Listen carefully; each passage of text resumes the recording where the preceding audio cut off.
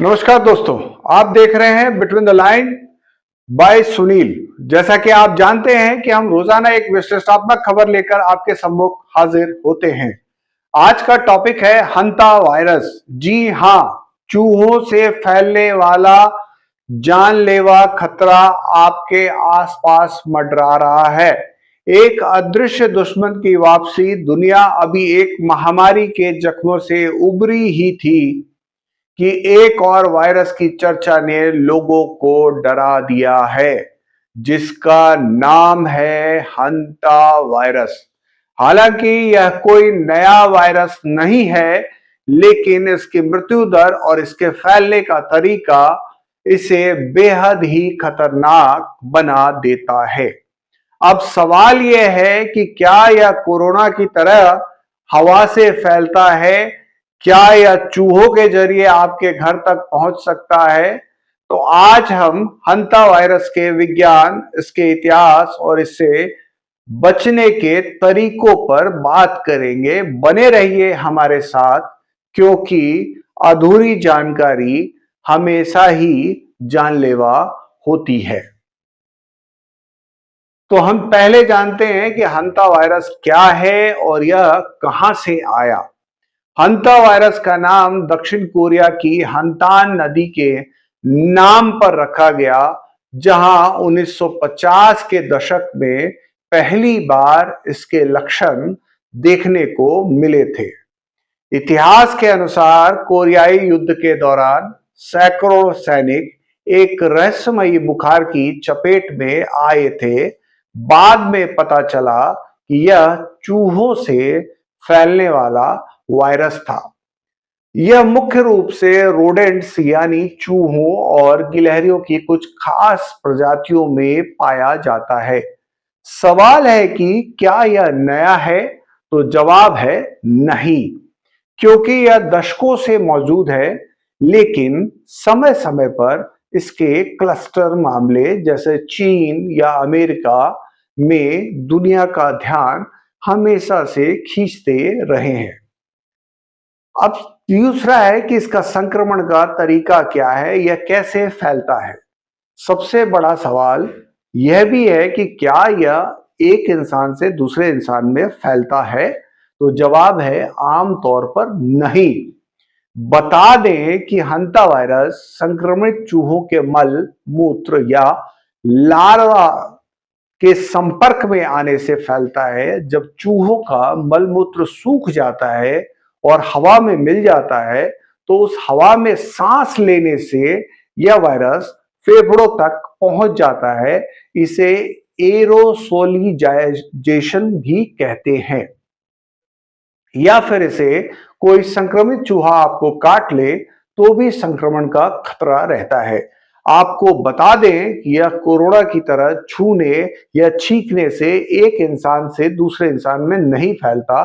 केवल दक्षिण अमेरिका की एंडीज प्रजाति में इसके कुछ दुर्लभ प्रमाण मिले हैं।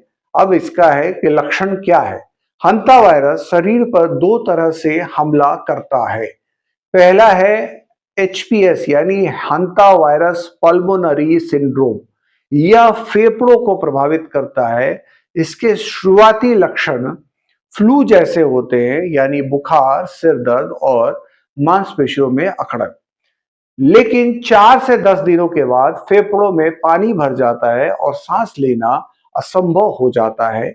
दूसरा है HFRS यानी haemorrhagic fever and renal syndrome. यह किडनी यानी गुर्दों पर हमला करता है। इसमें लो ब्लड प्रेशर और आंतरिक रक्तस्राव जैसे लक्षण दिखते हैं। एचपीएस के मामलों में मृत्यु दर लगभग 38% है, जो इसे बेहद ही घातक बनाती है। अब सवाल यह है कि इसका इलाज क्या है।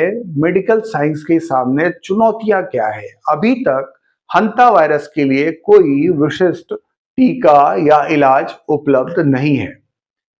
अस्पताल में मरीजों को ऑक्सीजन और वेंटिलेटर सपोर्ट पर रखा जाता है।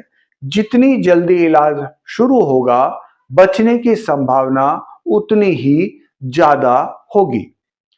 इसके लक्षण शुरुआत में सामान्य बुखार जैसे होते हैं, इसलिए लोग इसे पहचानने में देरी कर देते हैं, जो आगे चलकर जानलेवा साबित हो सकता है। सवाल यह है कि आखिर इसके बचाव क्या हैं, अपने घर को कैसे सुरक्षित रखें। बता दें कि बचाव ही इसका एकमात्र इलाज है। यहाँ कुछ जरूरी स्टेप्स हैं। पहला है चूहों पर नियंत्रण, यानी आपके घर या स्टोर रूम या गैरेज में चूहों को बिल्कुल भी पनपने न दें। खाने की चीजों को एयर टाइट डिब्बों में रखें। अगर आपको कहीं चूहों की गंदगी दिखे तो उसे सूखा न झाड़ें, पहले उस पर ब्लीच या कीटनाशक छिड़कें ताकि धूल न उड़े, फिर गीले कपड़े से उसको साफ करें। दूसरी बात यह है कि पुरानी जगहों जैसे बेसमेंट या अटारी की सफाई करते वक्त हमेशा मास्क पहने। सबसे जरूरी है कि आप इससे डरे नहीं, बल्कि सावधान रहें, तभी सुरक्षित रह पाएंगे। या यूं कहें तो हंता वायरस कोई बीमारी नहीं है जो पूरी दुनिया को घर में कैद करके रखेगी, क्योंकि यह इंसान से इंसान में आसानी से नहीं फैलती है। लेकिन यह हमें एक बड़ी सीख देती है कि स्वच्छता और प्रकृति के साथ हमारे रिश्तों की अहमियत। अपने आसपास सफाई रखें और चूहों से दूरी बनाएं। अगर आपको यह कंटेंट पसंद आया हो तो वीडियो को लाइक करें और इसे अपने दोस्तों और परिवार के साथ शेयर करें। साथ ही चैनल को सब्सक्राइब करना ना भूलें। धन्यवाद।